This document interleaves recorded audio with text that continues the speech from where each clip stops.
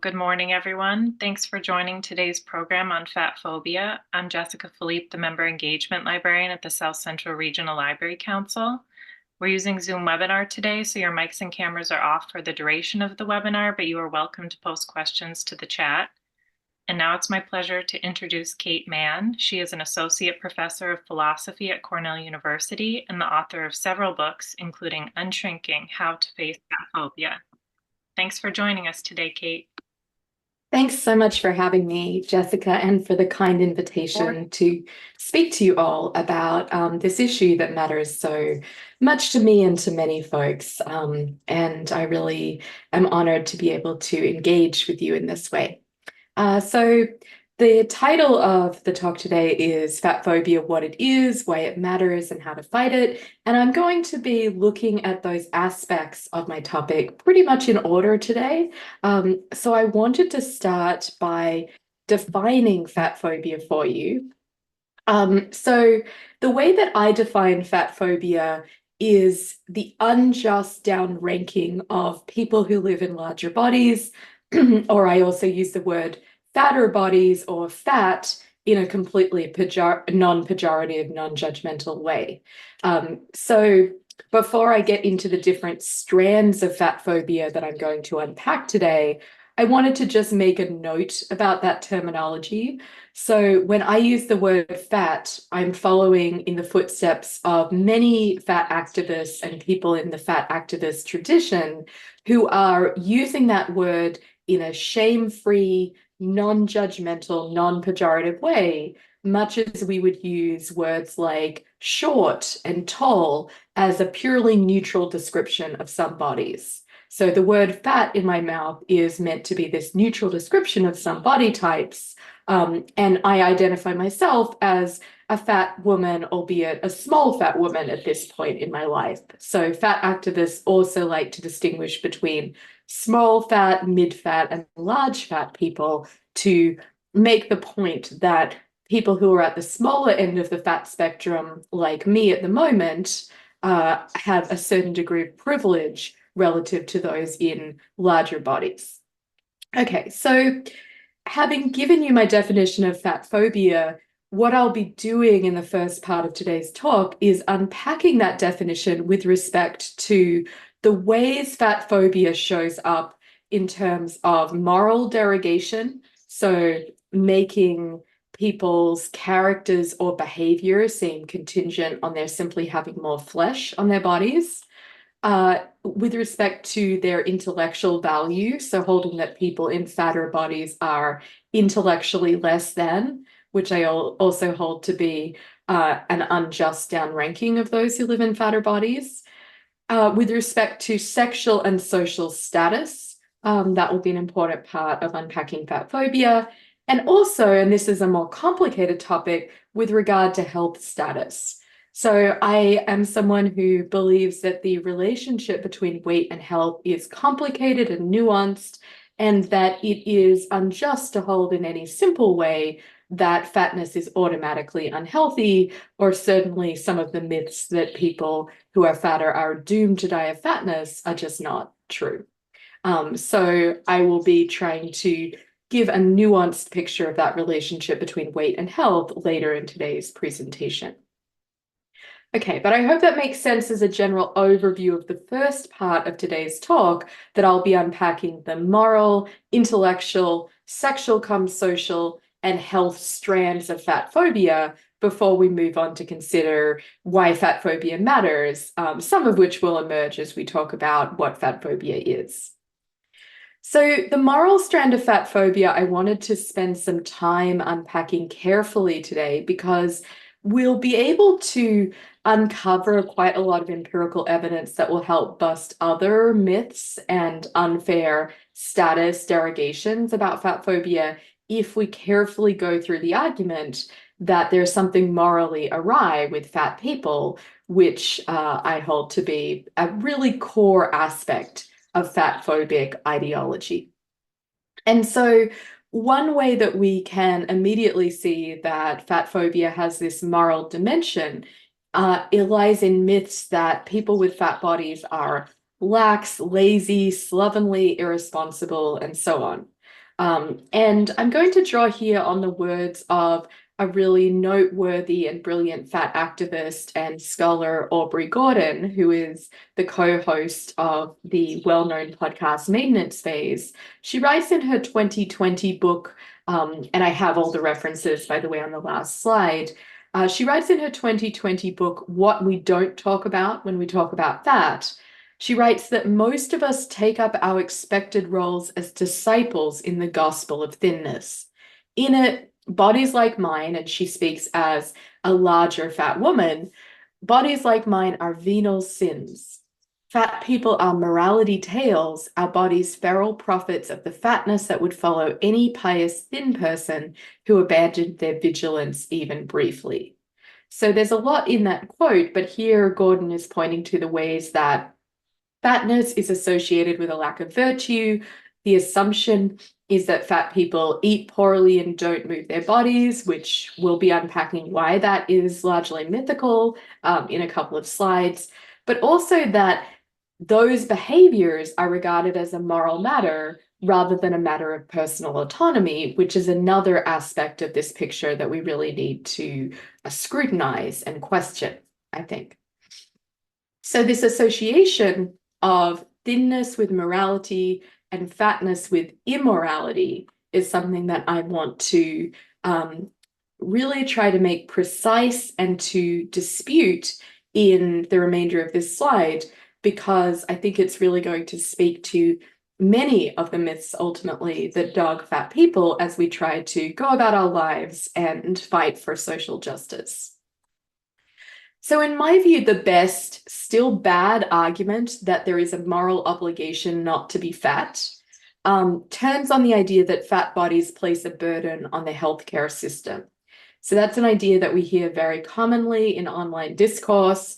Any fat person who posts a picture of themselves wearing a swimsuit or in a really any public space just enjoying their lives and existing will often find that they are dismissed by being said to be glorifying obesity and told that they will automatically develop type 2 diabetes, which is another issue I'll get into later, and that they place a burden on the healthcare system.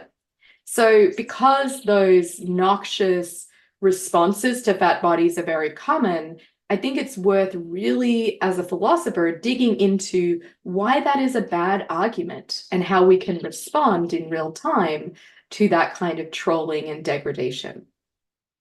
So to very briefly summarize where I'm going to go on the next several slides, there are at least 3 problems with this line of thinking. So the first is that it's not clear that, at least for many of us, that we can avoid being fat. At least in a safe, humane, sustainable way. So I'll be getting into why I think that is the case. It's also not clear that fat people do cost the healthcare system more for perhaps surprising reasons that I'll also get into. And finally, we should note that people who are not fat, who have thin, presumptively fit, non-disabled bodies, they're often deemed entitled to cost the healthcare system quite a bit because of other risk-taking behaviors, which points to a potent double standard in how we understand what fat people are entitled to versus their thin counterparts. All right, so let's unpack this very slowly, but that's a preview of how I'm going to be disputing the moral strand of fatphobia, which I think is really at the core of fatphobic messaging. So I think there are a number of problems with the moralization of fatness, cashed out, again, at its most plausible, as the idea that fat people place a burden on the healthcare system. So 3 aspects to this idea. First, under a plausible adaptation of what philosophers call an ought implies can principle, if you're going to moralize fatness, that requires that our weight is under our rational, deliberative, conscious control. But to a large extent, that's not true. People both get and stay fat for reasons they do not choose, which likely makes the supposed moral obligation not to be fat moot, null and void from the beginning. A second problem with this idea, even to the extent to which fatness is for some people, to some extent, under their control, which let's just suppose for the sake of argument that's the case, it's not at all obvious empirically that this places a burden on the healthcare system, for again reasons that I will get into in a few slides' time. Third, even to the extent that fatness is, again, for some people, let's suppose, and to some extent, let's say for the sake of argument, under their control, and let's suppose this does represent, let's say, a cost to the healthcare system, to put it less tendentiously than saying burden, analogies suggest that this isn't a genuine moral issue. People take all sorts of risks that are analogous in many other arenas and are not morally criticized for so doing. Okay, so the first wing of this argument, controllable fatness, let's look at why people get fat in the first place. So the biggest piece of this puzzle is genetics.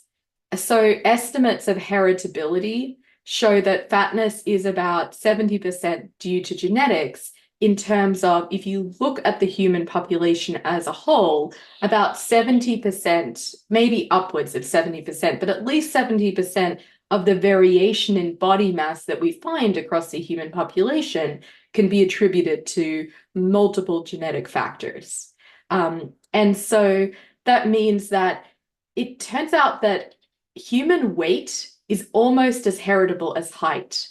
So the heritability score for human height is 0.79, and for weight, it's 0.7. So height is just a little bit more heritable than weight, pointing to the ways this is a highly heritable characteristic. Identical twin studies are also very probative here. If you look at identical twins who are then adopted and raised separately, their weights tend to be very similar to each other and very similar to their biological parents, and to have no relationship whatsoever to their adoptive parents. So that, again, is a telling set of studies that are admittedly small because it's hard to do identical twin studies of adopted children, but nevertheless, they are probative in this regard. So other reasons why people get fat include trauma.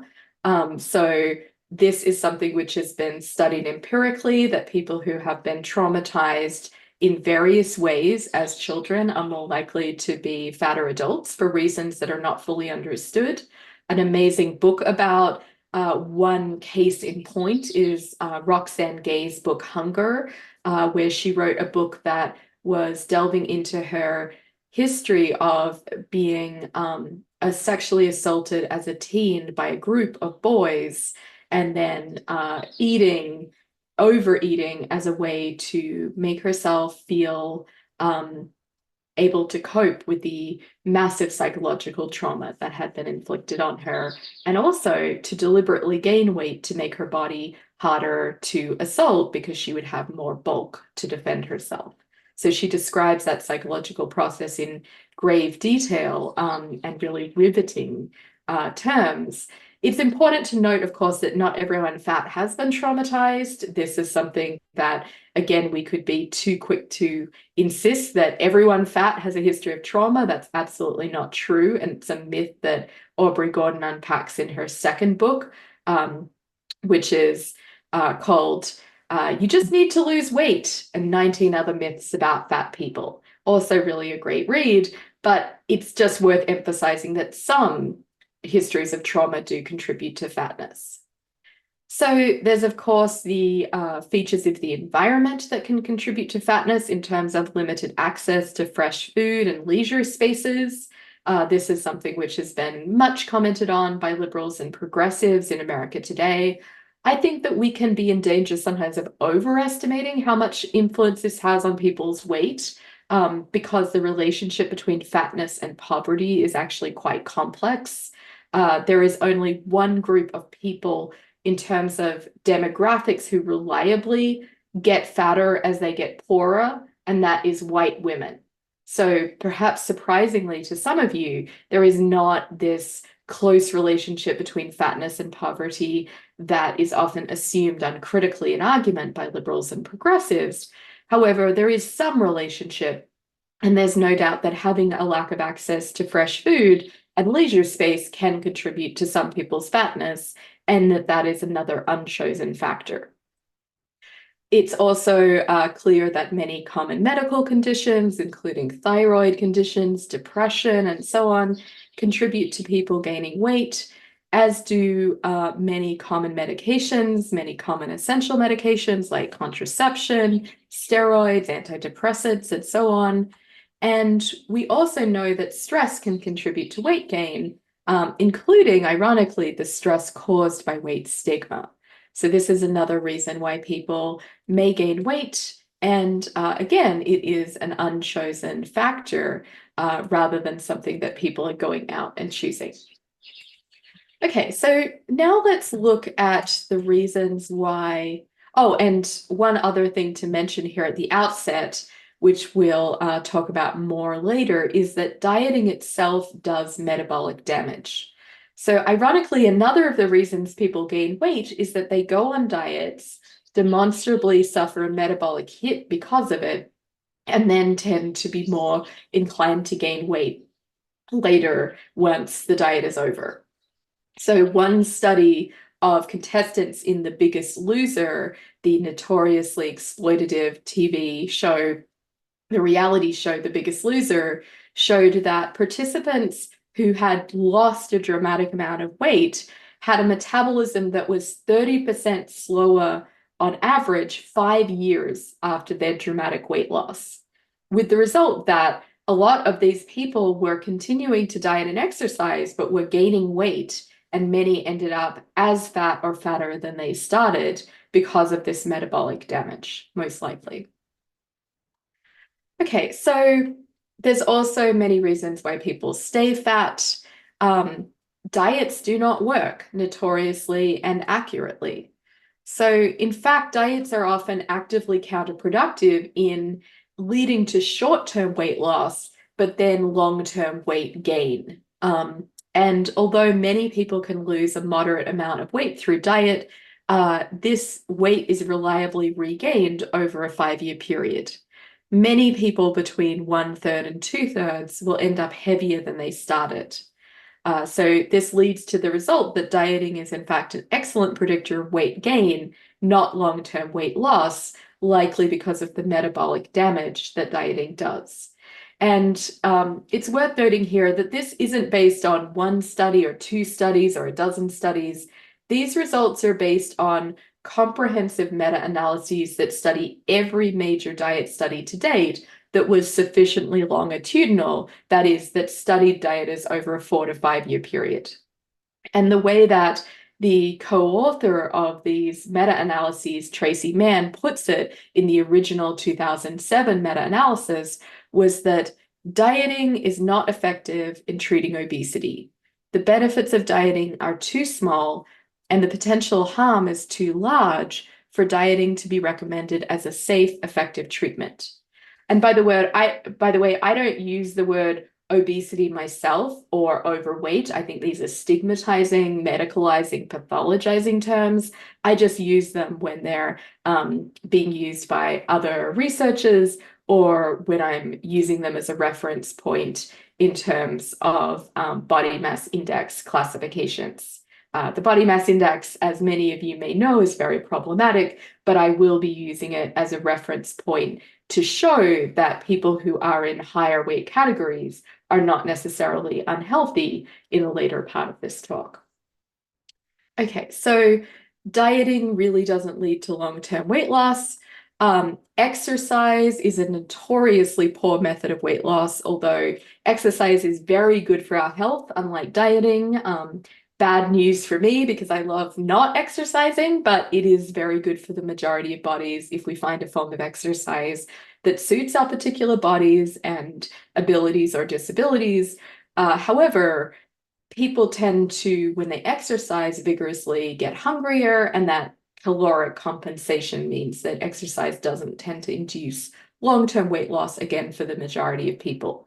Of course, there are exceptions to this. You may know exceptions, you may be an exception, but we're looking at what we can predict on average across large populations.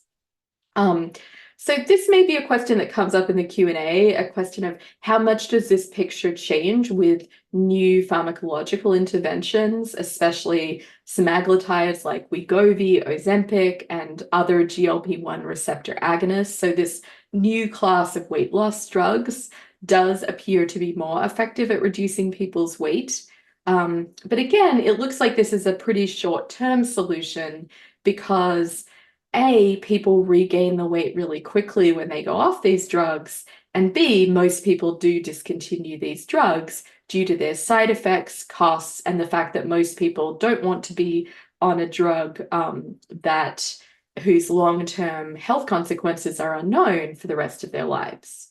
And it's also just worth emphasizing too that although these drugs will take on average maybe 8 or 10% of people's starting weights off, and that is larger than the effect we get through dieting, which is more like 5%, this is not going to make a whole fat population thin by any stretch of the imagination.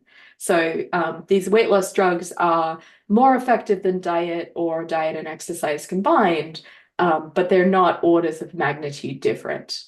It's, maybe doubly effective, but that's still going to leave many, many people fat, even very fat, even if they do lose 10% of their starting weight, which is a significant loss, but is going to be 20 pounds for a 200-pound person, for example, or you can do the math. Final point here is that when it comes to this idea we can control fatness, there is, of course, also the option of bariatric surgery, weight loss surgery, and some people get good results according to at least the idea that they want to lose weight. But many people find that these surgeries are fraught with risks, side effects. They have a pretty high mortality rate for an elective surgery of around 2%, and they lead to serious long-term health consequences for many of the patients who undergo these treatments.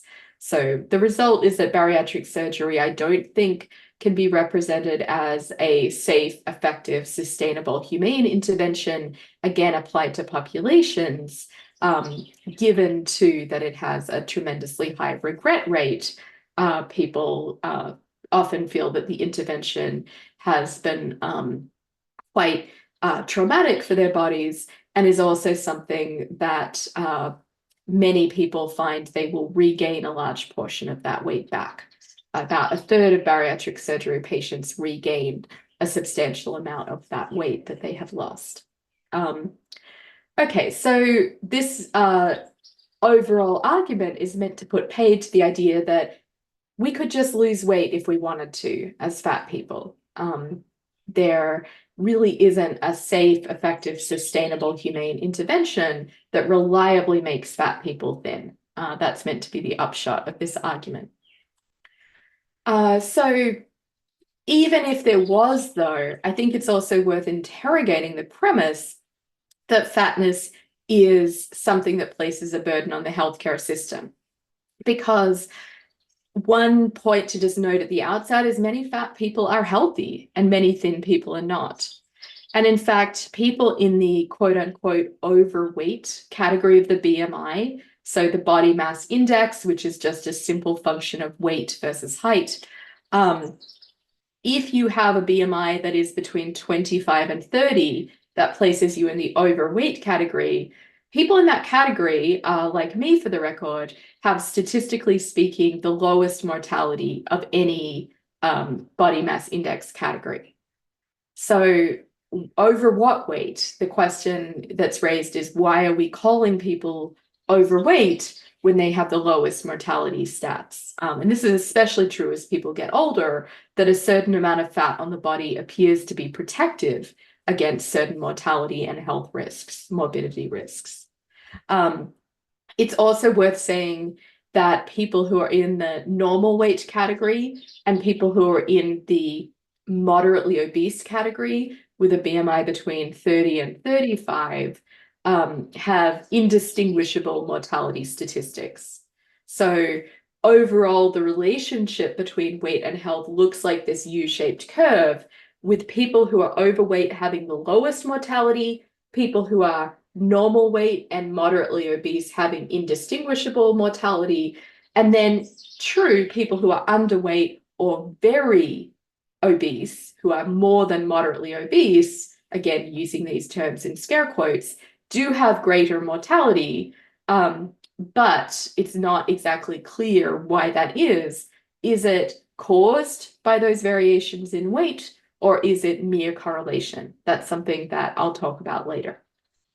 But the upshot here is that this assumption that fatness is burdensome on the healthcare system is dubious, especially since this is a rather dark way of putting it, but because people who are more than moderately obese do have greater mortality, and thus fat people tend to die somewhat younger on average, a difference of about 3 to 4 years versus normal weight counterparts.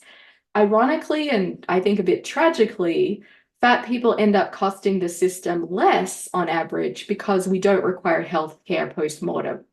So this is a version of the so-called smokers paradox, where the argument that smokers cost the system more turns out to be incorrect in most contexts, because smokers die younger and don't require healthcare if they are deceased, fairly obviously. So the final point here that's worth making is that these costs shouldn't just be assumed uncritically, especially in the context of price gouging and exploitation in the US context. We should regard these healthcare costs as not fixed, but something that could be easily made lower through various both state and federal interventions. So we shouldn't just regard the healthcare system as this anthropomorphized thing that can be burdened, almost like a person can be burdened. It's a system, and we need to make it work for the people and the bodies that we have. Okay, so that's the second part of the argument, that there's something wrong with this idea that fatness is burdensome. Here is the third part of this three-part argument. Look, even if people are running risks by being fatter, even if this does pose a cost to the healthcare system, let's just suppose for the sake of argument, the fact remains that people run all sorts of risks in all sorts of areas of life to live their lives as they want to, and don't come in for moral criticism as a result of this, because they're doing it in presumptively thin, fit, healthy bodies.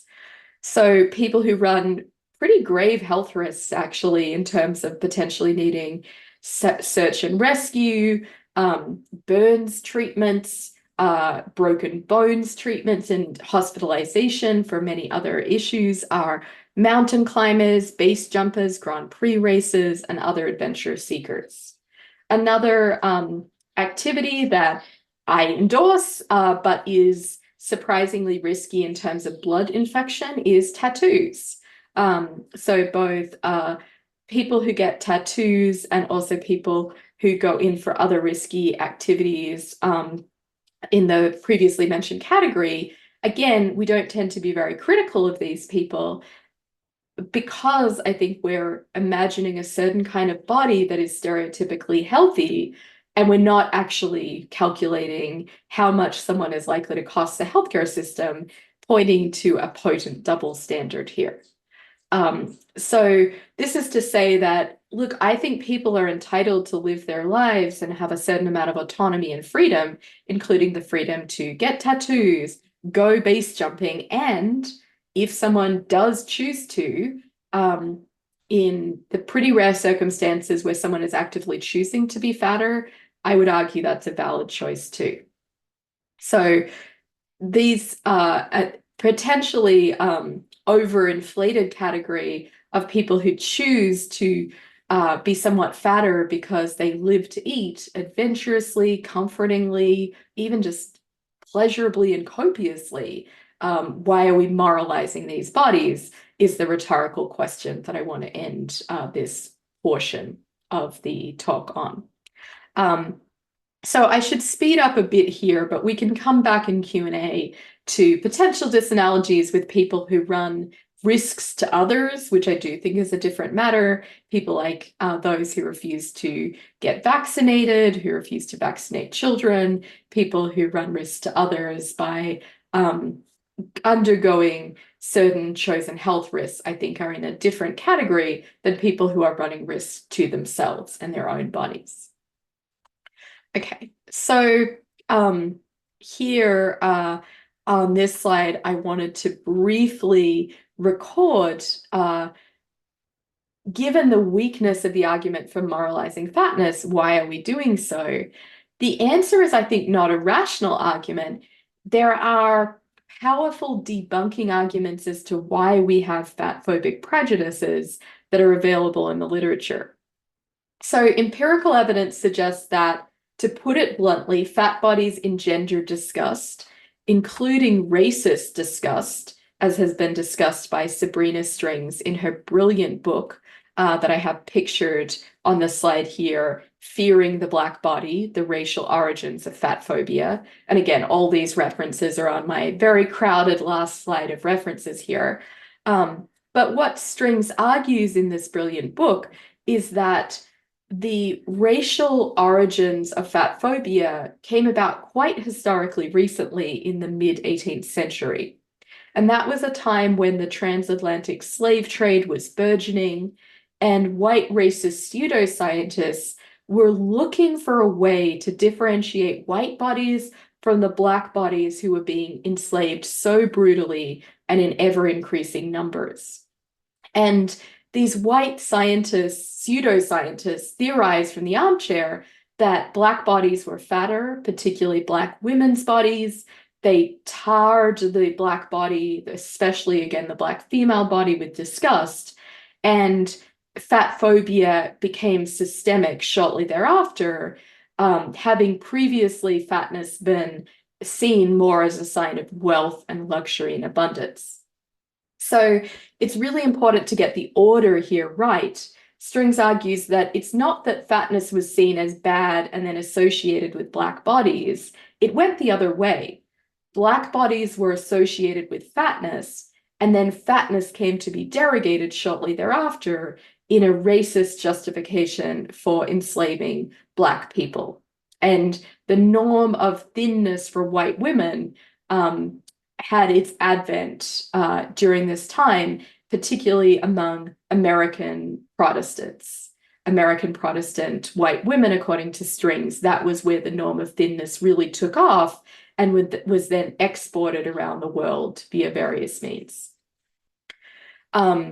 There's also, I think, a powerful argument that even today, fatness is a powerful marker of marginalized racial and class status. So again, this isn't to say that there is a close relationship between fatness and poverty in the simple way liberals and progressives sometimes assume. I think that's actually not correct. And I've written about this issue in a Substack post that I'd be happy to share in the chat later. But nonetheless, fatness is a powerful proxy for, a marker of, a symbol of having a marginalized racial or class status. And so this gives well-meaning, but often implicitly biased liberals and progressives a way to air classist and racist biases by wringing their hands about fatness, which is actually code for marginalized racial and class characteristics. And this is an argument made by Paul Campos in an excellent 2005 book, The Obesity Myth, where he says basically, look, the white liberal these days is going to feel guilty wringing their hands about a Mexican-American woman going into a Walmart, but they feel okay casting judgment on a quote-unquote morbidly obese woman walking into a Walmart. And so the way that this works is that white liberals are airing implicit biases via the more acceptable garb of fatphobia. So that's an interesting and I think persuasive argument. So because disgust is in these ways something which is going to target fat bodies, fatness is something that becomes moralized rather easily due to the following mechanism. So when we feel disgusted by something, we often hold that it's morally bad. And there are a lot of psychological experiments that show that if you make a target stimulus seem disgusting by arousing nausea, for example, in a participant, they will come to think that there is something morally wrong with that scenario or that behavior, even when it's perfectly innocent. And so basically, I think something similar is going on in the case of fatness. Fatness, because of these classist and racist mechanisms, is a powerful it's a powerful precursor to disgust, and disgust is a powerful precursor to moral judgment of an irrational and irrational kind. So that is an explanation that I get into in more depth in my book Unshrinking: How to Face Fatphobia, which argues that there really is no good reason to morally impugn fat bodies. Rather, this is driven by these irrational and socially mediated forces.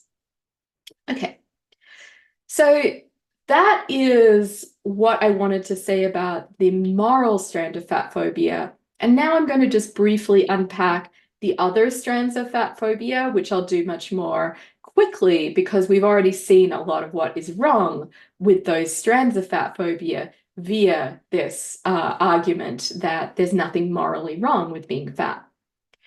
So the intellectual strand of fat phobia partly consists in myths that fat people are intellectually less than, less creative, less brilliant, less competent.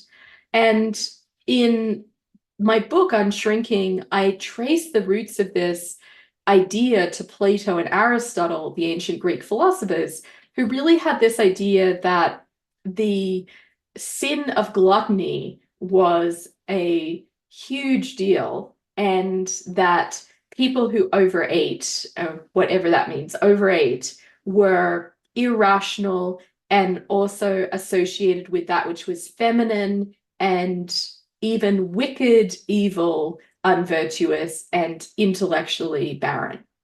So this idea was actually more about gluttony than about fatness per se, but gluttony became associated with fatness shortly after historically. Plato and Aristotle were actually less concerned with a large body because they perceived accurately that some large people are not particularly gluttonous and some gluttonous people are not particularly large. But nevertheless, this idea has led to an impugning of the intellectual virtues of people who are in fatter bodies. And this idea, I think, has had large ramifications in my discipline of philosophy of having this prevalent myth, this stereotype of the intellectual authority figure, such as the philosopher, being thin, as well as male, non-disabled, cis, straight, wealthy, and so on.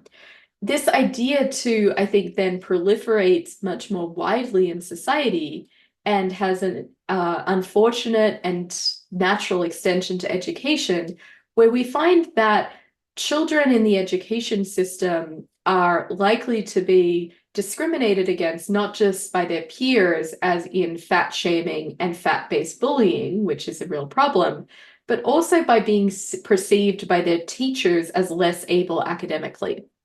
So large longitudinal study here showed that if a student's BMI increased, they were deemed less academically capable, girls as less able readers and boys as less able mathematically, which corresponds to the areas where, interestingly, boys and girls are expected to do the best in terms of gender stereotypes.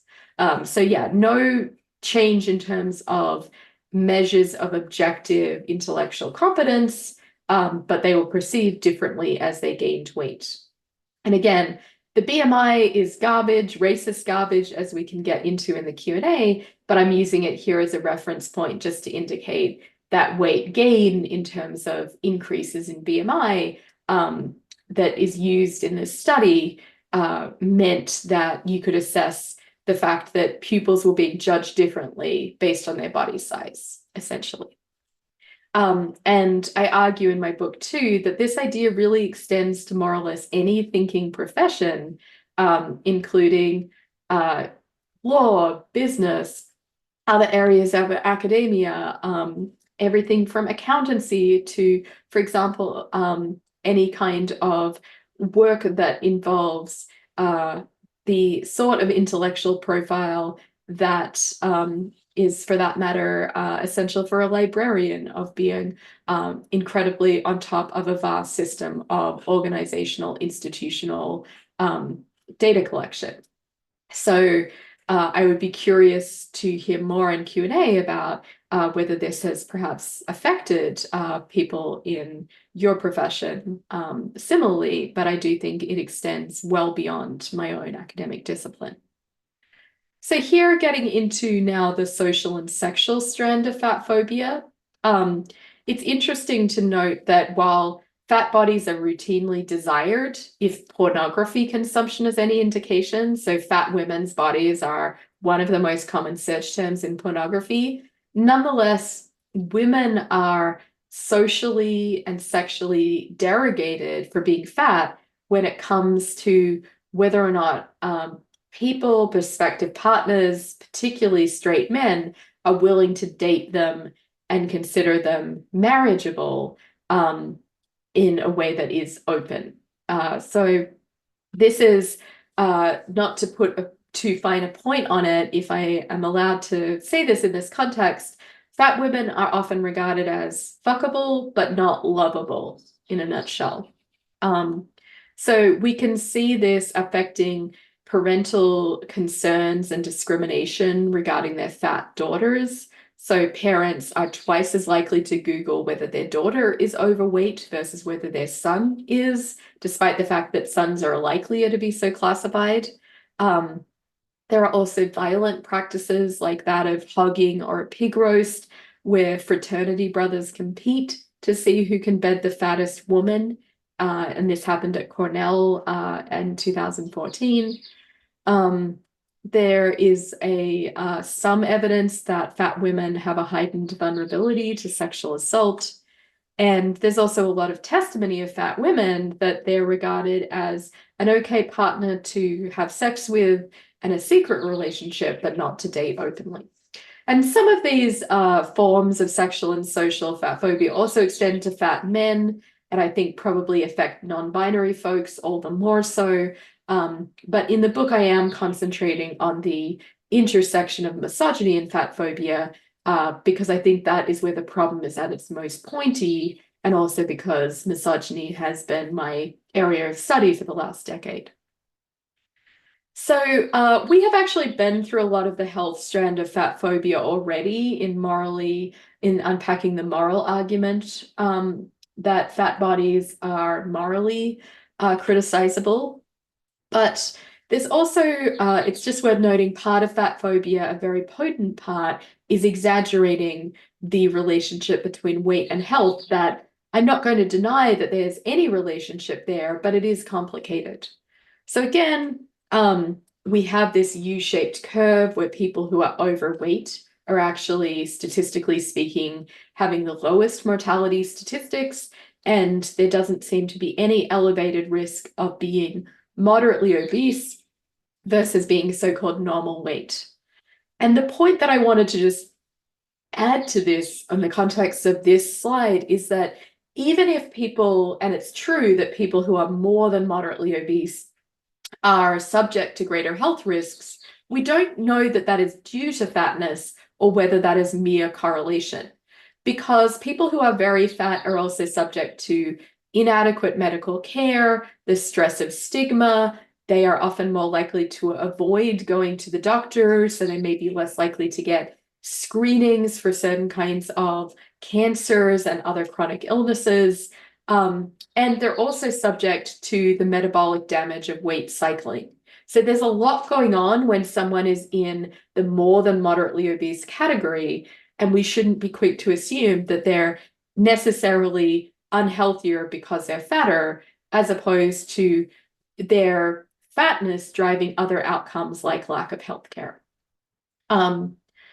Similarly, there are some problems, health problems that are undoubtedly highly correlated with fatness, not perfectly correlated, but type 2 diabetes, for example, is highly correlated with fatness. But some researchers are arguing that it's not that people gain weight and hence develop type 2 diabetes, it's that they develop early diabetic processes such as insulin resistance and thus gain weight. So it's chicken and egg here. And finally, I just want to record that fat bodies don't have to be healthy in order to be valid. So one of the problems in pushing back against fat-phobic healthist discourse is I'm saying in all of these ways, look, fat people are not necessarily unhealthy, but some fat people are unhealthy or have health problems, as we might prefer to say. And it's important to see that once we've unpacked the moral strand of fat phobia, that can be just seen as a neutral fact and as one that requires care and sensitivity rather than as a criticism, an implicit criticism of someone in a fatter body. Okay. So I'll skip over a slide I had planned just in the interest of time because I want to leave enough time for Q&A. But I think we've already seen in the previous slides, and this is now just I'm able to summarize the ways that fat phobia really matters. So it affects people in education, in employment. There are huge wage gaps for fat women versus thin women in particular. It affects people in healthcare. So the access to adequate healthcare is hugely compromised in proportion to weight gain and BMI increases simpliciter. There's also huge problems for fat bodies in accessing public spaces, which gets to a matter that I'll be talking about in a moment, that affects, I think, those of you who are thinking about the design of libraries. And it also, of course, intersects hugely with diet culture and the fact that fat people are often being put on diets and are sometimes subject to, as a result of that, heightened risks for disordered eating and eating disorders. So contrary to popular myths, disordered eating is not something that just affects thin people. It is something that affects about a quarter of people who are perpetually on a diet, and about a third of those people in turn go on to develop a full-blown eating disorder, with the result that fat people are actually disproportionately likely to suffer from eating disorders, including what is called atypical anorexia, which just is anorexia, but when you have a larger body. So the body can suffer from all the effects of anorexia and have just not become underweight as yet, but someone is still basically in a starvation state. And this is obviously hugely affected by the fact that a fat person will be praised and seen as virtuous for starving themselves, when in fact, PSA, we need food to live, and everyone needs adequate nutrition regardless of their body size. Okay, so I will come back to this intersectionality of fat phobia in closing, but I want to spend some time thinking about how to fight fat phobia in terms of design. And this is like not rocket science. This is something which we can all, I think, do better on, think about more, and is often not very hard to implement. Think about when we're arranging physical spaces so as to be inviting and accessible, are there enough chairs without arms and that have a decent weight limit? And are the size of passages conducive to a huge range of body sizes? Is navigable space, assuming that a body is narrow, assuming that a body is small and can get through a kind of narrow corral, for example? Or are we making more inclusive choices about how to arrange physical space? This extends obviously way beyond libraries. This is a particularly pertinent issue too in doctors' offices, where the size of things like medical examination tables, gowns, stalls, needles, and not to mention MRI machines. Often these are just not designed with bodies in mind that are larger, despite the fact that between 2/3 and 3/4 of Americans are somewhat fat, according to at least BMI statistics. Um, so I just have to, as a devoted library patron, share one of the ways that this can be a complicated issue. So one of the things that I love at my local library is that there are children's tables set up in the children's literature section that are small for children. But one of the things that I often wish there was, and I'm not in a particularly atypical body in terms of size at this point in my life. I have been much larger. But one of the things that I wish there was for all patrons was larger chairs that were available in the children's section so that there wasn't a presumption that a caregiver or parent would be able to fit into a tiny children's chair in order to read children's literature to their kid, or their charge, as the case might be. So again, these are just like small things where the intention is obviously good to make a little area that is child-centric and child-focused, but the inbuilt assumption is that all of our bodies will fit in chairs with tiny parameters and weight limits that many people would just worry about breaking the chair. Okay, so another aspect, and here I'm getting to the end, of fighting fat phobia is, of course, representation. And this is partly in the authors that we highlight and read in fiction and nonfiction, and also, of course, in the characters who are depicted in adult, young adult, and children's fiction alike. And I want to make it clear that this isn't just about the presence of fat bodies. This is about how the fat body is depicted as a whole complex character with a life and concerns other than their bodies, and navigating a world that is often unfriendly and fat phobic, but not depicted as their body being the problem, but perhaps a more enlightened view that the world is a problem for their bodies. So just because there is a fat main character in The Whale does not make it good fat representation, because he's depicted in so many ways that are stereotypical, that are about fat tropes of someone who is relentlessly overeating, someone who is not it's someone who is incredibly unhappy purely on account of the kind of, well, partly on account of his size, as well as the social isolation that has engendered, and is mired in a kind of stereotypical image of the fat body as pitiable and as something to wring our hands about. And that is also heavily tied to ableist tropes, that someone who has to use assistive technology is again pitiable, rather than living their lives with assistive technology like a grabber or like a rail in order to pull themselves up from their bed. So giving fat authors intellectual authority and thinking carefully about, is this fat representation a full picture of the human being living their life, rather than a kind of, in a way, morality tale designed to make thin people feel better about their bodies and also designed to make us fear fatness? That's the question we need to ask when it comes to representation.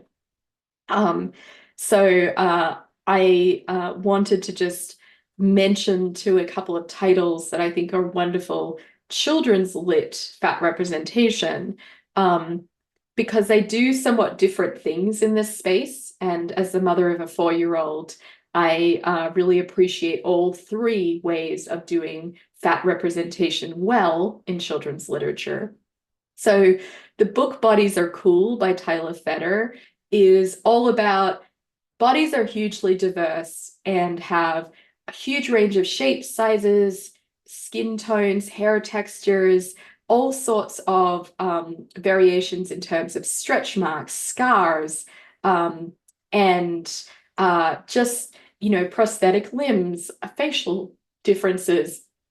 It's really a thoughtful, illustrated book that the pictures say so much about how our bodies differ, and the message is so beautiful and simple. That's cool. The diversity is a really cool and valuable thing.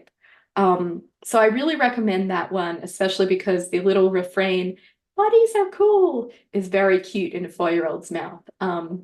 So that one is like very deliberate, that representation, among other things. Um, Another book that I think is really wonderful and is fat representation in an entirely different way is Little Witch Hazel by Phoebe Wall. And this book is about just a good witch who does various cool things like hatching an egg and going on a boat adventure. And she just happens to be fat. She's living her life in the woods, doing cool things, needing care at certain points herself, and she just happens to be fat. That's all there is to it. And finally, another great one is Big by Vashti Harrison, which is a book about really fat phobia and about a ballet dancer who happens to be a fat Black girl who is effectively pushed out of this athletic practice, this sport, this artistic pursuit because of her body size, and then learns to push back against that fat phobia. So, a book about body diversity, a book about just fat people living their lives, and a book about here is how fat phobia affects people. All of them beautifully illustrated. And all of these authors, by the way, were interviewed by my friend Virginia Sol Smith on her excellent podcast Burnt Toast, so you can listen to interviews with all of these authors. And again, these are just samples of really good fat representation that itself is diverse. So I think I should skip over this last couple of slides here, but just to say that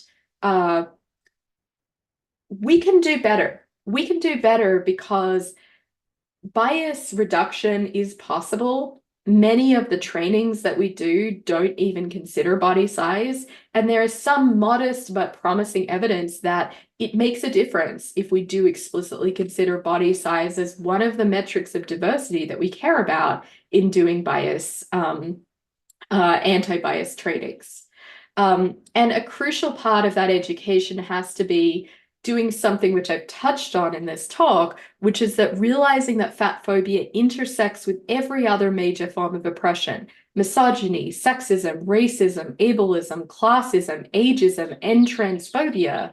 And often that can actually be a way to get liberals and progressives to take it more seriously, because you can't fight any of those forms of oppression, I would argue, without also fighting fat phobia.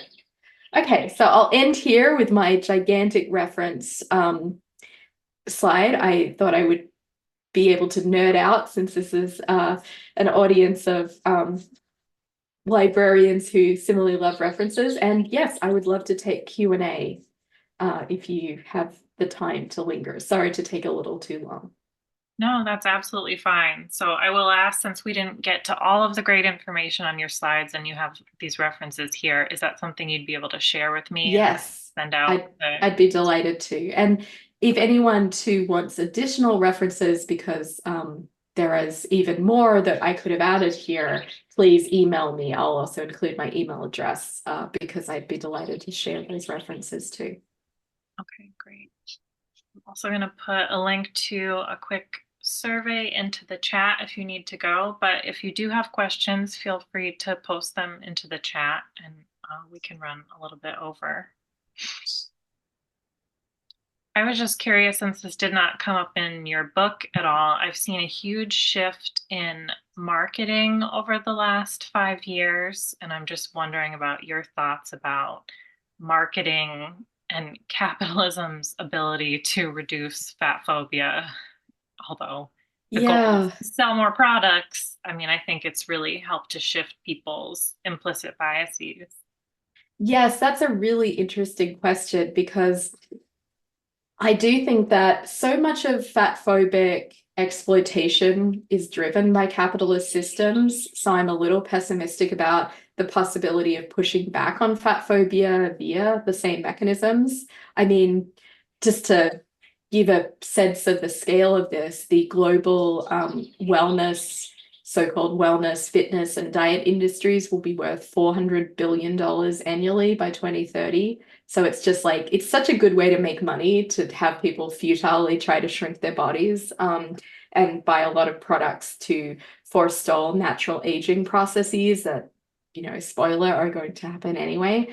However, look, some people are more optimistic than I am and hold that these same systems can be helpful in pushing back against fat phobia. There are obviously campaigns like the Dove Beauty campaign. The trouble is, though, that those still often represent a pretty small portion of fat bodies, bodies that are still largely socially acceptable, but just have a little more flesh, don't go beyond often a size 16. And the really sad part of, again, this particular campaign was they airbrushed the models. So all of those models who supposedly we were celebrating the fact that they looked real, they were airbrushed. So yeah, that makes me think we really have to divest from these systems rather than hoping for them to reform in ways that are sufficiently radical to save us. I will say, though, that we still need to buy things, we still need to clothe and feed ourselves. And certainly, I think that inclusive fashion is important. That's like a little bit separate from the marketing aspect of it. But certainly, I do think that part of what fat people face in terms of important and sometimes under-noticed forms of unfairnesses is it's just harder to look put together, fashionable, professional in a larger body. So we do need companies that are sufficiently inclusive when it comes to fashion. And I have been happy to see that happening more over the last 5-10 years. Mhm. Yeah, somebody's agreeing in the chat that all of these corporate campaigns are based on self-esteem and not liberation. And as long as we Yeah, keep the two tied, we're missing the mark. that's a really great way to put it. And we also have a question about what you think about the controversy surrounding the Miss Alabama beauty pageant winner. Oh, I haven't followed that. I don't know anything about that. Can someone fill me in? Yeah, I'm gonna have to Google that as well. Sorry. I've been in Australia for the last couple of weeks, so I'm a little out of the loop. I kind of got offline, which was nice. Not seeing a follow-up there, so I think we'll have to Google and inform ourselves about that. Okay. Yeah, it might be that I need more time to digest to the various details. So maybe I'll put my email in the chat and maybe we can follow up via email. Okay, great.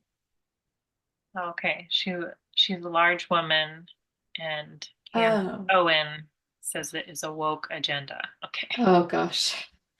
Uh, yeah, I mean, look, this reminds me of, and obviously I'd have to look at the details of the case, but I do look at a seemingly similar case in the conclusion of my book, Unshrinking, where Yumi Nu, the plus size model, was featured as one of the swimsuit models on the cover of Sports Illustrated for their swimsuit issue.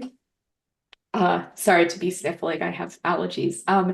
But she immediately, and she's a conventionally attractive woman in all but two respects. One, she's a small, fat woman, and two, she's Asian American.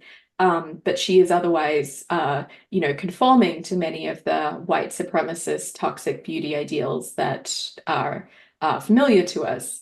But Jordan Peterson, the conservative Canadian psychologist, immediately tweeted, this is not beautiful, and no amount of authoritarian tolerance is going to make me think so. So very similar to what it sounds like Candace Owens' message about wokeness was. And so I unpack that and look at this idea that it is somehow authoritarian to keep our opinions about other people's bodies to ourselves, and that not to regard women's bodies as objects of public consumption, which of course is, again, massively contrary to the model of a Sports Illustrated cover, but it's also massively contrary to this idea that for someone like Jordan Peterson, his sense of what is beautiful and what is not is the measure of the sexual and social worth of a woman, especially a woman posing in that kind of context.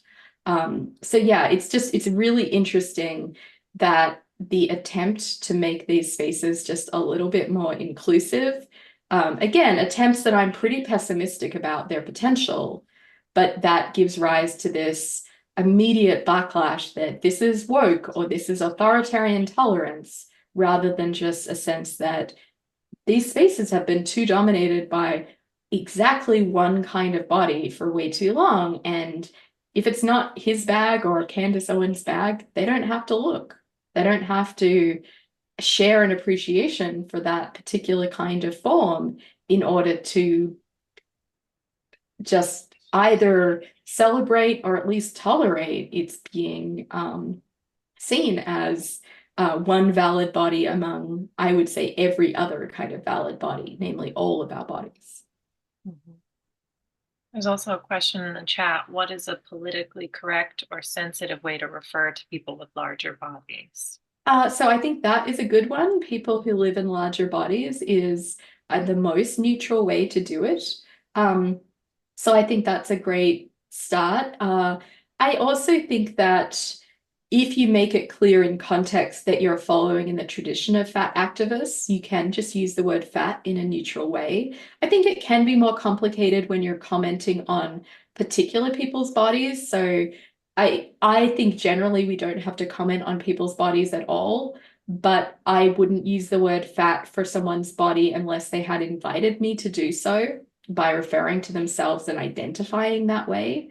But in a way, it's a moot point because the number of times you actually have to describe someone's body in their specific individual body is pretty minimal generally. So if we're talking about just broad social categories of people who are treated unfairly, I think using the word fat is just fine, as long as you make it clear that you're using it neutrally. But if you're not comfortable with that, talking about people who are in larger bodies is also a perfectly good way to go, in my opinion. Also a comment in the chat about somebody was saying they'd love to see more pushback to airlines and other places that are almost prohibitive to larger bodies. So I'm wondering if you've seen any advocacy to that point from fat activists and allies. Yeah, there was actually legislation introduced recently where people had the opportunity to comment on the deleterious effect of not being able to travel freely as a fat person. So I think this is something that is in the works in these communities, and is certainly very important because, with a few exceptions, airlines are just not adopting the kind of humane policies that I think are vital, such as just supplying a second seat for people who need a second seat to accommodate their one body. Or they could make seats adequate for all of us, which would also be a nice, if unrealistic, step, given that most of us are uncomfortably crammed into airline seats, given that they've been shrinking for purely economic reasons for the last several decades. But yes, there has been really valuable activism in that space. I really appreciate you going over time to answer questions. Oh, of course, We have one absolutely. more in the chat here, and then we'll close after that. So obesity is sometimes considered a disability. What is your opinion about that? Yeah, great question. I don't think of fatness as itself a disability necessarily. I think there are many fat people who are non-disabled in terms of how they identify and in terms of functionality. However, there is certainly a lot of overlap in the Venn diagram of being fat and being disabled. There are lots of fat disabled people. And I would say that fat phobia and ableism are in really close cahoots. So even though there, I think, is a big difference between fatness and disability conceptually, fat phobia and ableism are in lockstep because the assumptions that we make about fatter bodies have to do with their not being able to do certain things in the world, that it is an ableist assumption that we should be able to do. And also there is this sense that someone is, as I put it in terms of talking about the whale, pitiable and just wretched if they have certain functional limitations. And I think there is so much valuable work in anti-ableism pushing back against those ideas that in order to combat fat phobia, we need those resources, and we simply cannot combat fat phobia without taking on ableism as a whole. So I hope that answers the question, that I see fatness and disability as a bit conceptually separate, even though there's certainly a lot of overlap in the Venn diagram of people who fit those categories, and fatness, fat phobia and ableism are more conceptually tied because so many fat phobic assumptions are themselves ableist. Do you have time for one more question? Yes, absolutely. Okay. Somebody is asking, have you seen the film Your Fat Friend? If so, what did you think of it? Oh, I am so glad you asked. It's actually on my list to see this week, because I'm hopefully going to be able to connect with Aubrey Gordon. We've missed each other a bunch of times, but I'm hoping to be able to connect with her after watching it. So I will have to get back to you, but I have heard wonderful things and I'm really looking forward to it, which it's not often that I can say I'm looking forward to a film with or a documentary that touches on fatness or centers fatness, and this is the rare exception. So yeah, I can't wait. And I know you cover your thoughts sometimes on your Substack, so I can share that information out with people too, along with the slides and a link to the recording. Yeah, that sounds great. I have their pieces on fatness and poverty that I referenced, and I also look at a case of fat representation that I think is really bad recently, namely Baby Reindeer. So there's a lot to say about that show, and a lot of it I thought was really well done. But the aspects of it that I was really critical of in terms of fat representation might be of interest in terms of how you can do fat representation badly, in my opinion. Well, thank you so much, Kate. And if you have not yet read Unshrinking, I can personally recommend it, and make sure that you have a copy in your libraries. So I'll be following up next week with the resources from this presentation, as well as a link to the recording. Thank you so much, all. Honor and a privilege, Jessica. Thanks so much for having me. And yeah, I really welcome emails. And yeah, I'll have those references available via the slides for anyone who would like to pursue this in more detail. Okay, that sounds great. Thanks, Thanks so everybody. much. Have a great weekend. Thank you. Bye-bye.